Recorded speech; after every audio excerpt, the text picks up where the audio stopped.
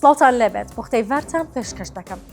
بەغداد لیستی موچەی مانگی دەی پەسەند کرد، بڕیارە هەر لەم هەفتەیەشدا لیستی موچەی مانگی 11 ئامادە بکرێت. لە لێدوانێکدا بۆ میدیاکان یادگار جەبار سەرپەرشتیاری بایۆمەتری سلێمانی ڕایگەیاندووە لیستی موچەی مانگی دەی فەرمانبەران لە بەغداد پەسەند کراوە. وتیشی بڕیارە تا کۆتایی ئەم هەفتەیەش لیستی موچەی مانگی 11 ئامادە بکرێت. شەپۆلێکی بارانبارین لە شەوی ڕابردووە ناوچە جیاجیەکانی هەرێمی کوردستانی گرتەوە لە هەندێک لە ناوچە شاخاویەکانی ژەکەم بەفری ئەم ساڵ باری.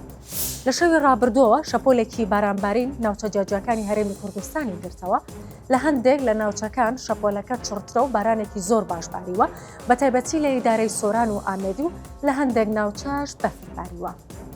سەرۆکوەزیرانی عێراق سەردانی هەرێمی کوردستان دەکات و تەورێکی سەردانەکەش گفتوگۆ دەبێت لەگەڵ لایەنە کوردستانیەکان لەبارەی پێگەیاندنی کابینەی نوێی عێراق. بڕیارە محەممەد شیع سوودانی سەرۆکوەزیرانی عێراق ڕۆژی دووشەمەی ئەم هەفتەیە سەردانی هەولێر بکات. لەم سەردانەدا لەگەڵ بەرپرسانی باڵای حکومی و حیزبی کۆ دەبێتەوە و تەورێکی سەرەکی کۆبوونەوەکانیش پرسی پێگەیاندنی کابینەی نوێ دەبێت.